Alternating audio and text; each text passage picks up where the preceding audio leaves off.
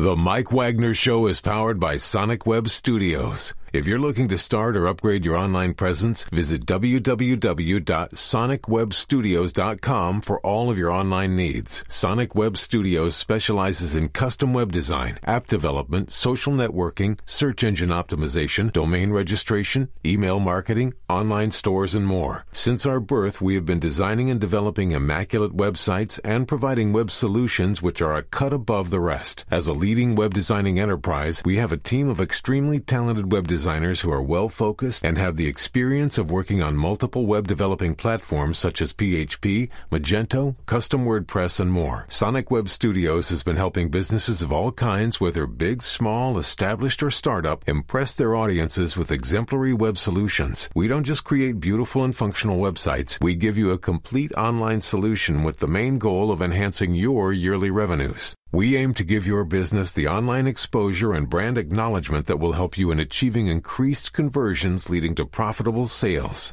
Call 1-800-303-3960 or visit us online at www.sonicwebstudios.com to get started today. Mention the Mike Wagner Show and get 20% off your project. Sonic Web Studios. Take your image to the next level.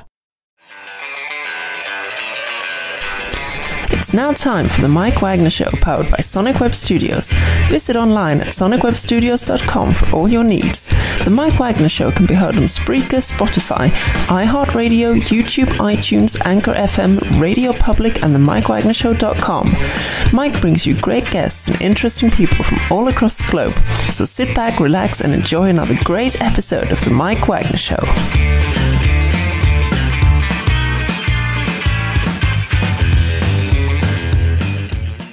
Hey, from Mike Wagner Show, powered by Sonic Web Studios. Visit online at sonicwebstudios.com for all your needs. Looking for a professional website without breaking your budget? Sonic Web Studios is the answer. Sonic Web Studios offers fast, affordable custom web designs at below the competition way. Call today at 1-800-303-3960. That's 1-800-303-3960. Or email to support@sonicwebstudios.com. Mention the Mike Wagner Show. Get 10% off your first order. Sonic Web Studios. Take your image to the next level. Also, the Mike Wagner Show can be heard on the MikeWagnerShow.com. You can check our Facebook page at Facebook.com/The Mike Wagner Show. You can download and listen on Facebook, SoundCloud, Spreaker, Spotify, and iHeartRadio. Also on Anchor FM, Radio Public, iTunes, Google Play, Apple, Deezer, Stitcher, and more. Take the Mike Wagner Show with you on any mobile device. Subscribe to the Mike Wagner Show on the YouTube channel. And follow the Mike Wagner Show on Instagram and Twitter today. We're here with a wonderful lady who was raised in Tokyo and lived in Vietnamese Laos during the Vietnam conflict, and she's an American sociobiologist and also a futurist, and also has a couple of books out called Watchman's Rattle, On the Verge, and also she's a key contributor to Aftershock, which is available on Amazon. We'll talk about that. She's also the founder and CEO of one of the largest technology marketing firms in California, developed an extensive track record of launching game-changing technologies, and has dealt with a lot of Fortune 500 companies, including the Silicon Valley. And, of course, just looking to the future, working with a lot of major clients. And live, ladies and gentlemen, from her wonderful library, and talking about Aftershock, the Watchman's Rattle, and more, live, Rebecca Costa. Rebecca, good morning, good afternoon, good evening. Thanks for joining us today. Well, thank you for having me, Mike. It's a pleasure. So you're an American sociobiologist and a futurist, and you were raised in Tokyo, and you also lived in Vietnam during the Vietnam conflict, and you got a couple of books, Watchman's Rattle, On the Verge. You also have a syndicated column as well, too, and you're a global expert on fast adaptation, and we'll talk about that. But first of all, just tell us how you got started. Well, when I got out of college, like everybody else, I wasn't sure what kind of job I could get with a degree in sociobiology. and so I moved home, and it just so happened that my parents lived in what later became Silicon Valley. It was ground zero for Silicon Valley. And so the only jobs that were available to people like me who just had a general degree were technology jobs. So I was very lucky to get on with a technology company. This was late in the 70s, early 80s, when semiconductors were just coming into existence, and Steve Jobs and Wozniak were getting it together to offer personal computing, and there was just a boom. It was a truly a renaissance period, and I was able to ride that wave until eventually I formed my own marketing company in Silicon Valley, and I was able to work with some of the pioneers, the greatest pioneers that we've ever produced in this country. And actually, I formed my own company, sold it. And when I retired, I was too young and I had too much energy. So I decided I would take a shot at writing a book on what I thought was happening in technology. Now, it was a dark horse for sure, because it was a book about the fact that our biological spacesuit that you and I are trapped in evolves at a very slow rate. It's not like we're going to get new brains next week if we need them. Very true. And yet the pace of change and technology is accelerating. And so there is this gap that begins to occur as civilizations build, their social progress begins to accelerate faster and faster, and we fall further and further behind. And in a way, you can think of technology as being compensatory. It's trying to help us. We can't possibly remember all the phone numbers that are in our little devices. In fact, we can remember very few of them anymore, and we rely on our handheld phones to do everything from calculate a tip at a restaurant to remind us that we have a doctor's appointment. And these are all extensions to what our brain can no longer manage. We can't keep up with what's going on a day-to-day basis. I had no idea that the book was very prescient. And in a way, I had predicted that the society would become increasingly irrational and the behavior of our leaders would become increasingly irrational and not empirically fact-based. And I used many historical examples of where this gap got too large and eventually the society collapsed. And as a result of that, the book went to 27 countries, and I was tagged as a futurist. I don't know what a futurist really is, but they tagged me as a futurist, and I've been speaking all over the world. My books became bestsellers on Amazon, and my career just took a right turn. And again, back to the thing about the technology with the smartphones. Do you think the smartphones have actually made people smart, or they have actually made people, or you say, not as smart? It's supposed to be like making people smarter, but it seems like it's been the other way around. It's making us smart in a different way. So much of what we considered to be smart used to be memory. People who remembered things, who could read a book and remember, the contents of the book. And don't you remember in school a lot of dates you had, the historical dates you had to memorize, and math formulas you had to memorize? Oh, my gosh. Yes. I have to go through my microfiche in order to do that. I really have to dust them off, though. That's the thing. Too many dust bunnies around. We had to memorize things, I mean, a lot of it. We had to memorize how to spell things and grammar rules. And, if you think about most of education, and I think this is why education is stumbling right now, was based on memorizing things so that we could retain them later. When we needed them, we could draw upon them. And that whole part of education is no longer necessary, because even if you could retain something, it would be outdated. Chances are you'd remember something and it has changed, by the time that you need to remember it. And so as a result, you see things like medical education. A lot of the conferences I go to are medical conferences. And one of the big things that we're struggling with right now is how to educate doctors, because they get into debt. They pay a lot of money to get a medical education, that by the time they graduate, everything that they've learned has changed.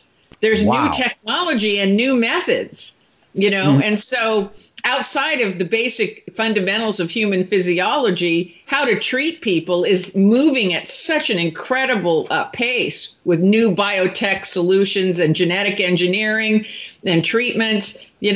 Doctors, it's very hard to stay ahead of what's available. It sounds like it's going at a really fast rate, and it's almost getting to be impossible where you're trying to keep up. And where do you see the next trend when it comes to medicine or health or diseases or cures or anything like that? Where do you see? Well, I see that in the 80s and 90s, we were very focused on data production.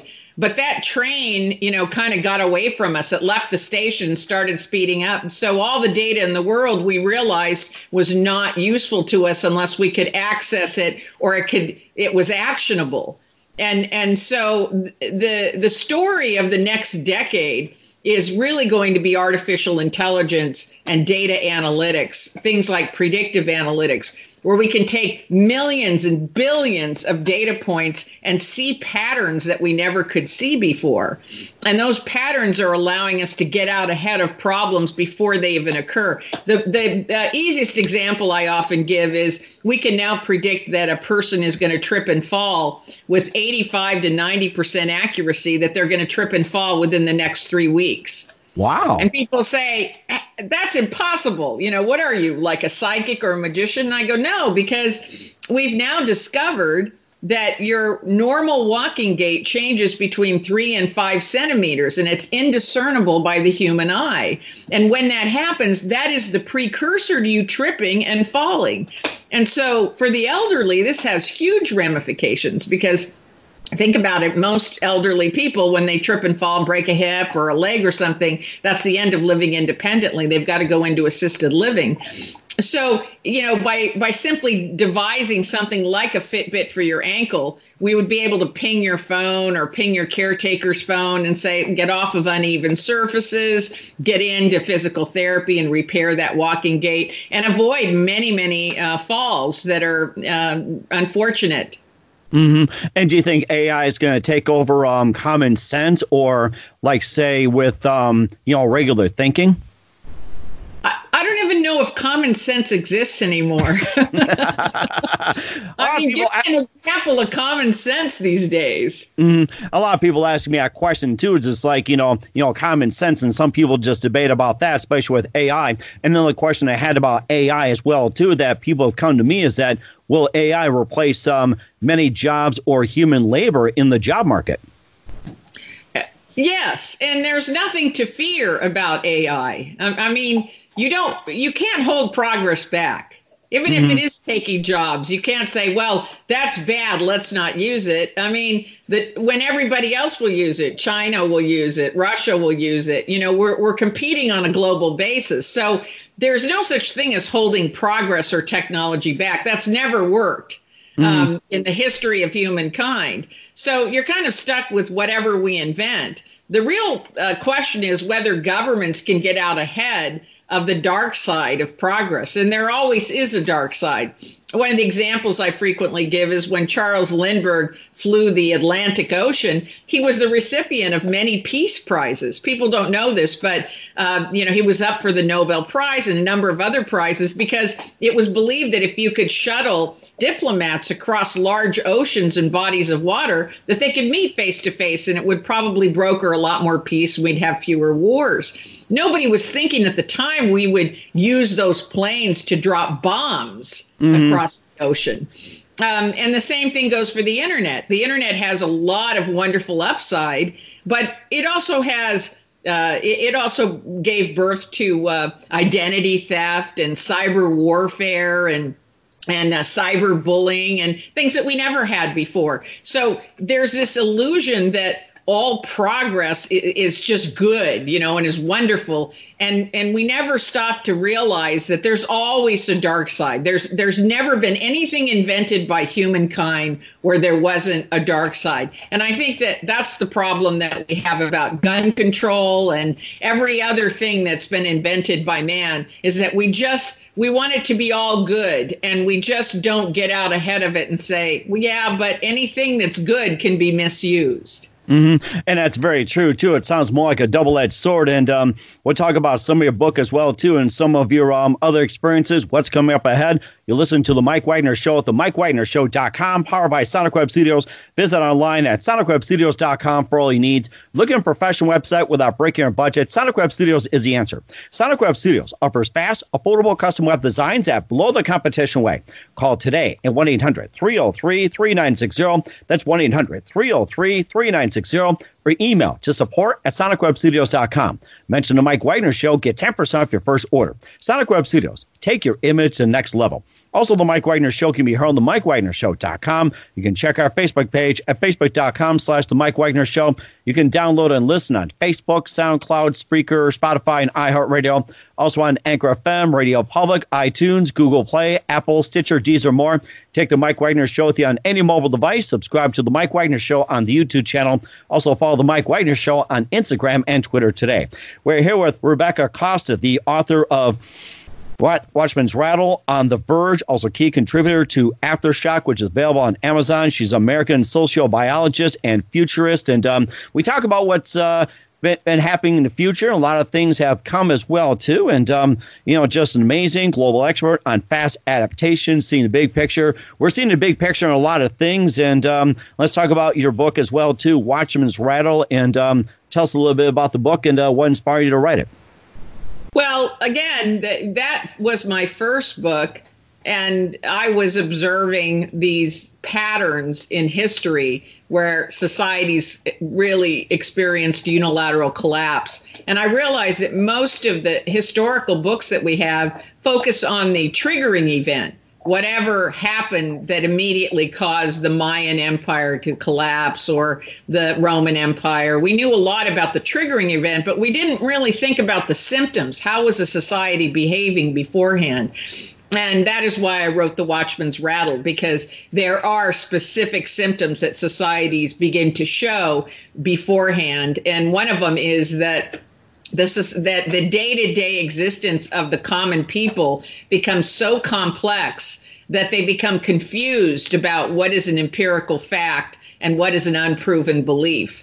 And eventually, over time, that percolates up to leadership, and leadership becomes confused between facts and an unproven belief. Now, I wrote this book 10 years ago, not knowing that we would become increasingly irrational in our public policy. But the book is still in the top 1%. After 10 years later, it's still in the top 1% of Amazon's business book sales. So wow. I'm very grateful for all the supporters that might be listening today.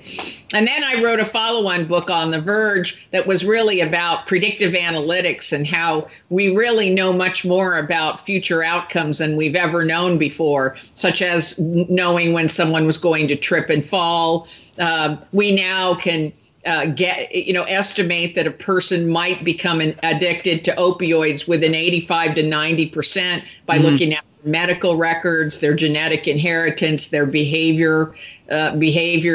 We're able to predict a lot of things and really head them off. Imagine if all these people that are addicted to opioids had been given the option in a doctor's office to fill out a questionnaire and allow them to look at their medical records. And then the doctor came back and said, you're in the 90 percentile of becoming addicted to the opioid, so I'm going to put you on a different pain management program.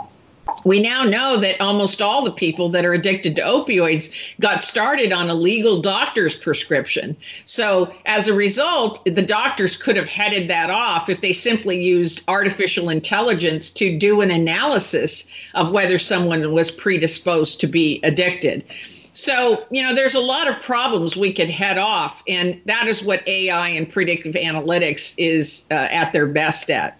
Now, in terms of the third book, Aftershock, I was very excited to be one of 50 futurists invited to contribute.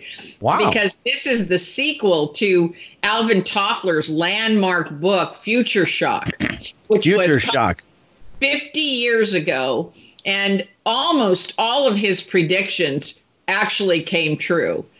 He was so prescient and so spot on. And so 50 years later, the Toffler Foundation, in conjunction with John Schroeder, decided that they would talk to the 50 top futurists in the world and ask us to look 50 years out, 10, 25, 50 years out, and talk about what we think is coming our way.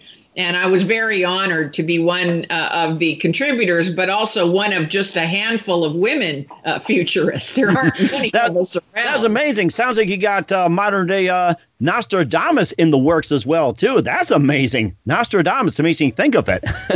Well, it does. But, it used to be that futurists were associated with psychics and astrologists and people like that. But technology futurists actually use AI and predictive analytic tools to look at what trends are likely and what outcomes are likely. And when you have millions and millions of data points, it's not that hard to figure out what 1,000,001 is going to be. In fact, the more data you have, the more accurate your prediction of the next number will be, because you can look for patterns within those number sequences. And so, I don't like to say I'm a futurist at a cocktail party, because people think that I know what the stock market's going to do. Yeah, that's dangerous. I have to say that's very, very dangerous. I have to say that. I don't trust the stock market, to be honest with you. Well, I don't blame you. It's become so complex. When you think about it, our brains are designed to understand barter. I have some carrots, you have some eggs, we meet in the street, we bicker a little bit. Both of us think we got the best deal. We trade and we leave. That's what our brains are suited for. Our brains have not fundamentally changed in thousands of years. And so that's what we understand. But you get out on Wall Street and you ask people, well, explain a credit default swap to me. And even the people who are engaged in high finance in this country don't really understand how currency is valued. And they don't really know why, when the U.S. market goes down, every other stock market in the world goes down. Mm-hmm. When you think about it, every company that's doing business couldn't be worth less at the same exact moment in time in an industry. So it doesn't make sense that we ride these waves. Mm-hmm. And of course, it makes me think about the Brexit as well, too. That's been the big story. And of course, you had like the Ottoman Empire, the fall of it. You had the fall of the Roman Empire. And of course, you got the British exit of the European Union. And of course, that kind of just goes along with it. Maybe there are symptoms of it. And I don't know if you agree or disagree with the exiting of Britain getting out of the EU. Well, I was against the euro. I was against all of Europe going to the euro, because there's a principle in evolution that goes like this. Any drive toward singularity is a drive toward extinction. Mm-hmm. This is the reason why you have lots of types of ants and lots of types of fish and lots of birds. The reason is because when the environment changes and becomes hostile, some of those birds will have what's conducive to the new environment, and the others will perish. They will die.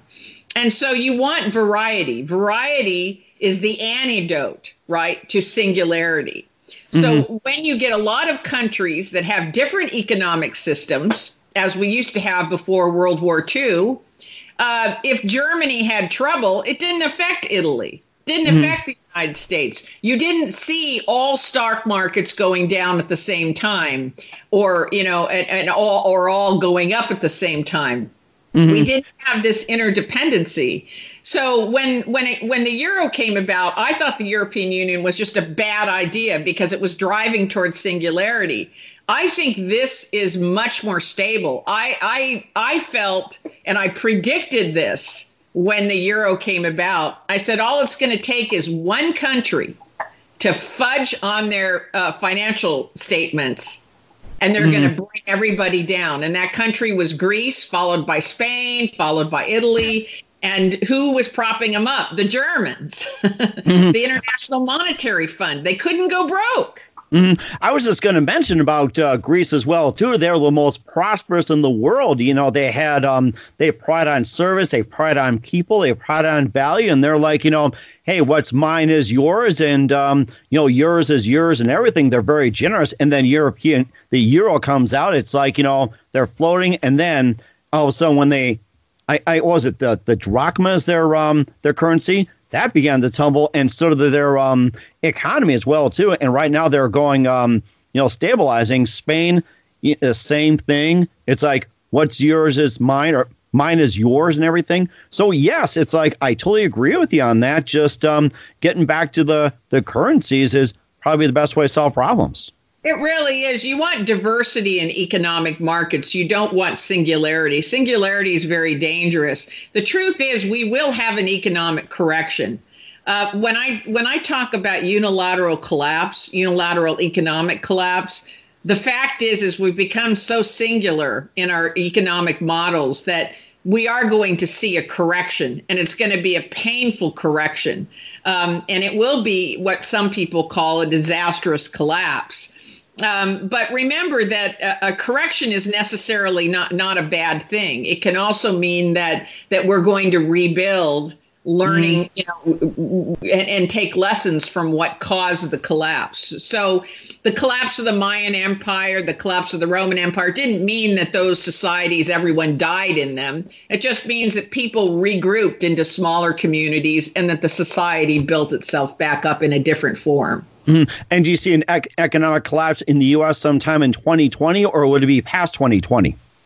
No, I don't. I think anybody who tries to predict the timing is insane. This is going to happen really fast. It's going to come up on us like an earthquake. It's literally, when you see the collapse of a currency, it generally happens overnight. And I believe that economic correction will happen radically, because the reason it's difficult to predict is because if you make small corrections along the way, the final correction is almost unnoticeable because you're making adjustments. But if you fail to make adjustments along the way, the final correction is always painful and jarring and radical. And I don't think that we've made sufficient corrections and adjustments along the way. I think that what we're doing is treading water. And the question then is, how long can you tread water?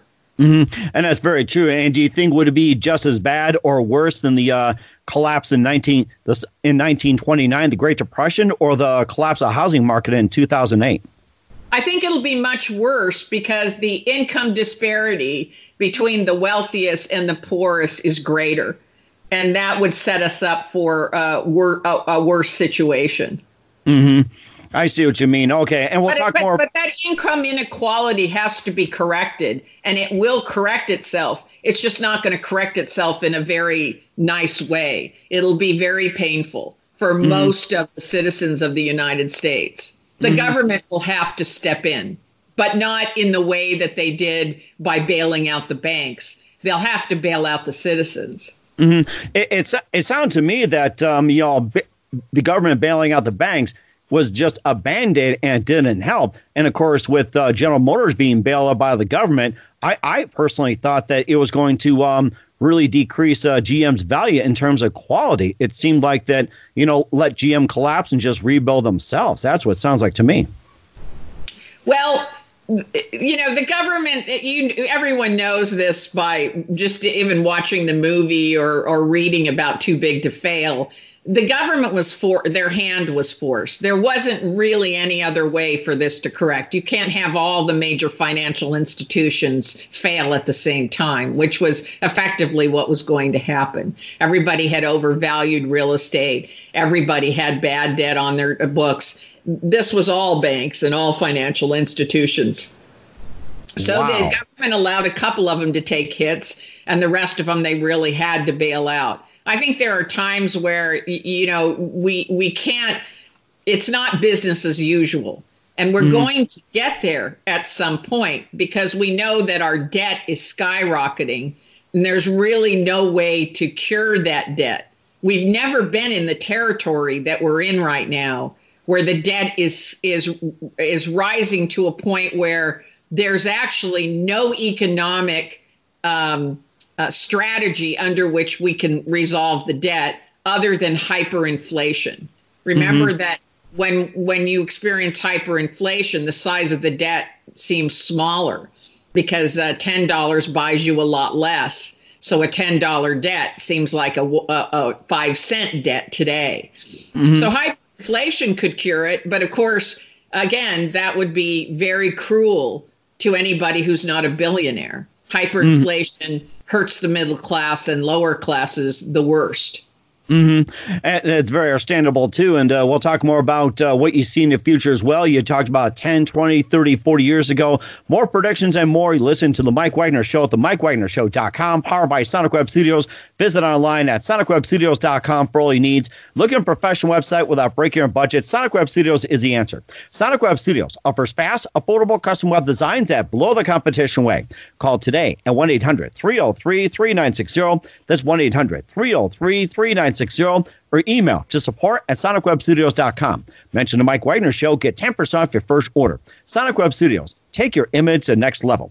Also, the Mike Wagner Show can be heard on themikewagnershow.com. You can check our Facebook page at facebook.com/The Mike Wagner Show. You can download and listen on Facebook, SoundCloud, Spreaker, Spotify, and iHeartRadio. Also on Anchor FM, Radio Public, iTunes, Google Play, Apple, and more. Take the Mike Wagner Show with you on any mobile device. Subscribe to the Mike Wagner Show on the YouTube channel. Also, follow the Mike Wagner Show on Instagram and Twitter today.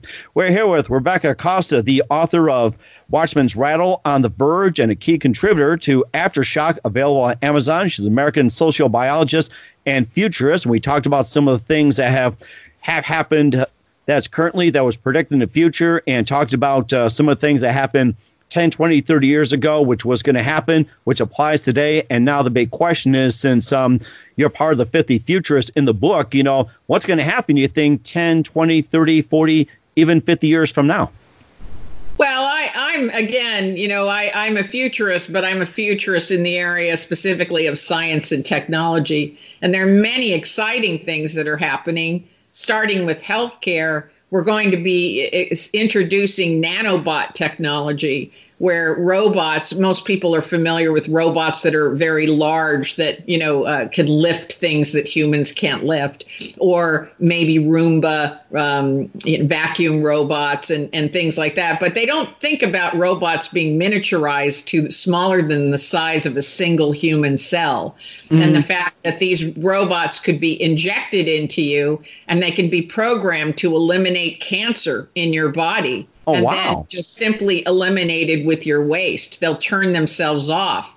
So we will no longer be cutting you open and trying to remove cancers or any kind of disease, including the plaques that are pre-Alzheimer's in the brain. These miniaturized robots will be ingested into your body, either in a pill form or they will be injected into you, and they will be programmed to eliminate specific diseases, and then you will just simply urinate them out.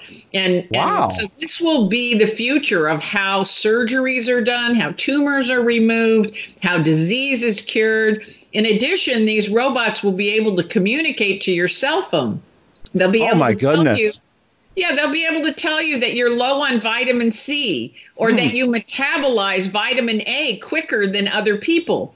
And this will have a huge impact on nutrition, because when you think about it, we kind of shoot for a middle of this is the nutrition all bodies need. When scientists like myself know better, I happen to metabolize caffeine very, very fast. But I work in an office where one gal that I work with, she has a cup of coffee. She's bouncing off the roof. She doesn't metabolize it at all. She goes like the ever-ready bunny.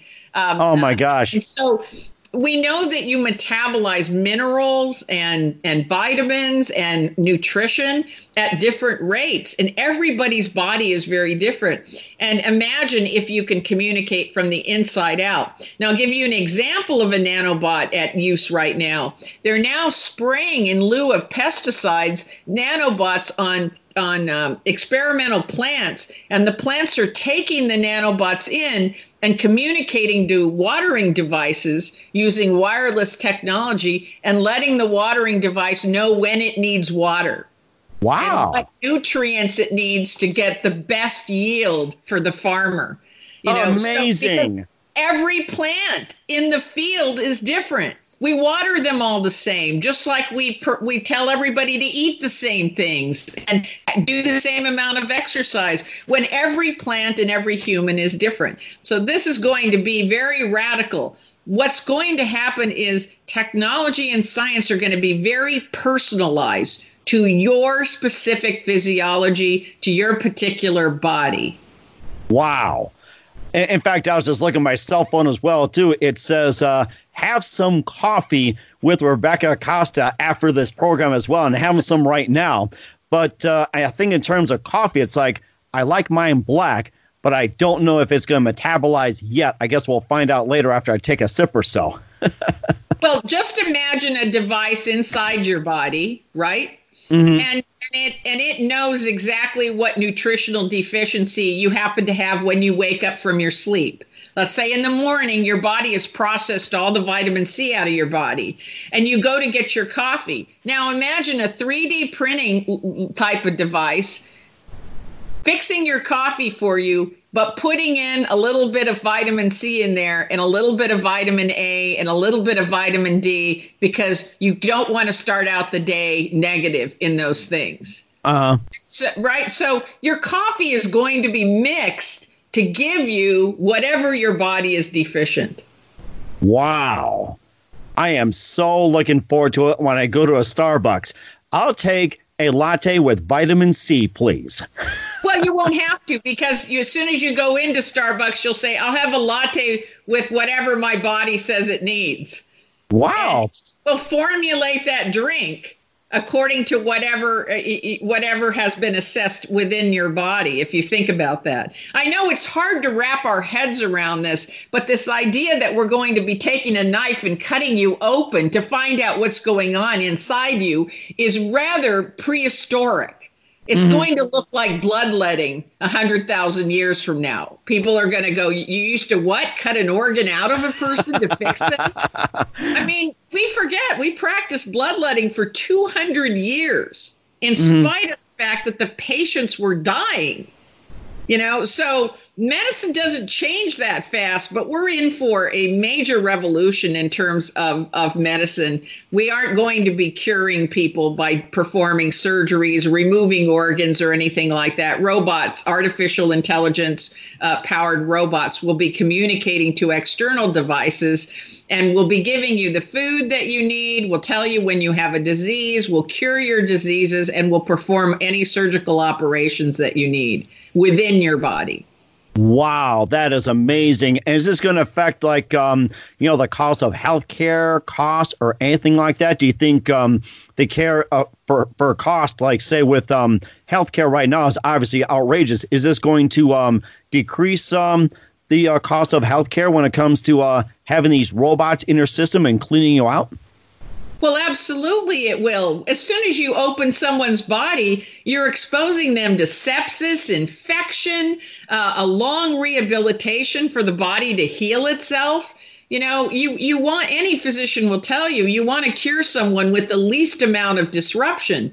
Think about chemotherapy. What is chemotherapy? Chemotherapy is we're going to poison your entire body to get rid of the bad guys. Oh, my gosh. That's what it is. It doesn't make any sense. It's all we have today until we have nanobot technology. And then the nanobots will take care of the bad guys for you, and then you'll eliminate them. So, you know, what we're doing right now is rather savage. And so we're long overdue, and it will drastically impact healthcare. Wow. I am so looking forward to this. In fact, we could be doing an interview while say with a robot will come in and just say, just check on no cancer, how you doing, and what you need and everything. Like you and I are talking, the robots are working on, say, hey, I'm gonna get rid of this cancer cell, and you need more white blood cells or something like that, or let's control your. How do you know if you're dehydrated? Right, exactly. That is amazing. I mean, you're relying on being thirsty, right? But by the time you're thirsty, you've been dehydrated a while. So, nobody knows if they're getting the right nutrition. Nobody knows if they're dehydrated, and nobody knows if they're sick until they have symptoms. So this is what one of the benefits of being able to have nanotech. It's called nanotechnology, and this is going to be great. In the future, there's so many wonderful innovations. I know people are afraid of the future, and they have an ambivalent relationship with technology. But when you think about the fact that we now can collect solar energy in outer space. Our own NASA has invented space-based solar, where they can take panels in outer space, not solar panels on Earth. The collection rates are much more efficient in outer space. And then using very low-grade microwave technology, beam that energy down to small little dishes, that are a tenth the size of your DirecTV dish. And imagine having those on your house, on your car. We can get solar energy from outer space to run everything. We don't even need to do it here on the Earth. And it would be no pollution, no additional warming of the Earth. It's fantastic. And we already have it. For people who are interested, they can go to NASA's website and type in space-based solar, and they'll show you exactly how it works. This concept was proved 20 years ago. Amazing. We'll have to check that out. And what about the future of the automobile, say in 2020, 2030, 2040, and beyond? Well, 5G technology is really necessary for driverless cars to come to their full promise. Because you don't want cars that have to go communicate to some server and come back to you. You really don't want that. What you want is cars talking to other cars. So imagine getting in a car and that car says to the other car, hey, I got to make a right turn here, make a space for me. And it could get in. So in order to do that, we need 5G technology. And unfortunately, 5G technology isn't where, these commercials from Verizon and everybody are trying to make us believe that is, because these antennas can only transmit data for very short distances. And you need a lot of antennas. You need thousands and thousands of them all around in order to be able to carry out driverless technology the way that we want it. But pretty soon we'll be in cars that don't have steering wheels because you won't need them. And you won't have gauges to say how fast you're going or whether you have gas in them. They'll be only designed for the passenger's comfort. They'll have entertainment consoles and they'll just basically be passenger vehicles. There'll be no driving per se. Mm-hmm. And I can imagine this. Watch where you're going, you idiot, will take on a whole different meaning, or will be passé. It's passé. There won't be any such thing. There'll be no there'll be no DMV. There'll be no traffic lights. No stop walks. You won't need that because the cars will stop automatically if they sense that there's a human being. All of the rules of the road will dramatically change. You don't need speed limits. You don't need police officers writing tickets. All of these things will change. That is amazing, and I can imagine the Jetsons coming into fruition. I have to say that. So, well, that's right, and whatever works on the ground will soon find itself to the air. We'll have single passenger planes that will come and pick you up. They won't necessarily be helicopters or airplanes, but they'll pick you up and they'll be able to fly you where you want to go. You won't need any. We're almost there with drone technology. The military is using single passenger drones to evacuate emergency patients to military hospitals. And they're just very long. They look like helicopters with two propellers on them, but they're manless. Wow, that is something. And I'm sure every capitalist is looking forward to this venture as well, too, and capitalize on the new technology. It's going to be amazing, I have to say that. It is. It's exciting. There's so many things coming about that are exciting, and they're better. They make life better for people. They make life safer and more enjoyable. And I know that there's a lot of focus on, they take jobs away. Well, those are jobs that naturally were going to go away, and it will create a market for new jobs. The real question is, do we have the wherewithal to be able to retrain people and help people transition into those new jobs? Mm-hmm. And I think that's something to talk about next time. Love to have you back on again. I mean, you're just fantastic. I love to talk about the future with you and just about everything and anything possible. And, before we wrap up here, we'd love to have you back on again soon, sometime in 2020 and beyond. That is for sure. I have to say that. I do look in the future. We will be talking in 2020 or after that for sure. Who are some of your favorite writers growing up? Well, Alvin Toffler, and that's why it was a great honor. E.O. Wilson, the greatest naturalist in the world. I was very fond of him. And of course, my biggest hero was Carl Sagan. That is amazing as well, too, with billions and billions. I have to say that. And of course, I love Carl Sagan. I couldn't get enough of him when I was a young girl. That's one of my favorite shows, too. Also, maybe think about the futurist George Orwell wrote 1941. And what were some of your thoughts on that? Oh, I loved that book. I loved anything that was, Ray Bradbury, any science fiction. I was really a geek at a time when geeks weren't billionaires. I was a geeky girl that no one asked to the dances. And, I started the chess club in my school, and I was very nerdly. And who knew that nerds were going to be billionaires and be hipsters? Had no idea at the time. and just maybe think of this, and the geeks shall inherit the earth. Yes, I really think the geeks are inheriting the earth.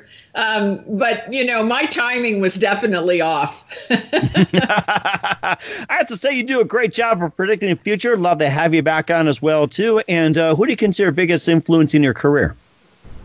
I would say Edward O. Wilson out of Harvard University. His first book, Sociobiology, was such an eye-opener to me, and it really put me on a different trajectory than I had planned to be. So I have to give him all the credit for my career. That is fantastic, and I'm sure he could see a lot of things, great things ahead as well, too. And what's the best advice you give to anybody at this point? I would say, learn as much as you can and try to get out ahead of change. Don't wait for it to come knocking at your door. And people can go to my website at www.RebeccaCosta.com, and they can catch a lot of videos of these nanobots and space-based solar. And just entertain yourself by learning about these things, because it's a lot of fun to go to a party or go to dinner and say, you know what, I just read this, or I just saw this video, and it blew my mind that this technology exists. Because if you think about the media today, there aren't a lot of outlets. We're so obsessed with Trump's latest tweet. Gosh. We don't create any room for people to learn about these wonderful things that are being developed and how helpful they're going to be. Mm-hmm. And I think that's a good point, too. I'd love to have you back on and talk more about that. And again, Rebecca Costa, American sociobiologist and futurist, author of Watchman's Rattle, On the Verge, and also key contributor to Aftershock, available on Amazon. Rebecca, you've been fantastic. Thank you very much for your time, and looking forward to having you on again soon, either in 2020, 2021, or down the road. Either way, once again, tell us about your upcoming projects, what's your website, how do people contact you, where can people purchase your books? Best thing is to go to the website at RebeccaCosta.com. That's fantastic, Rebecca. Just want to say a big thank you for your time. You've been fantastic. Looking forward to having you again soon. Do us a favor, keep us up to date. And until then, we go back to the future. Bye, Mike. Thanks for listening to The Mike Wagner Show, powered by Sonic Web Studios. Visit online at sonicwebstudios.com for all your needs. The Mike Wagner Show can be heard on Spreaker, Spotify, iHeartRadio, iTunes, YouTube, Anchor FM, Radio Public, and themikewagnershow.com. Please support our program with your donations at themikewagnershow.com. Join us again next time for another great episode of The Mike Wagner Show.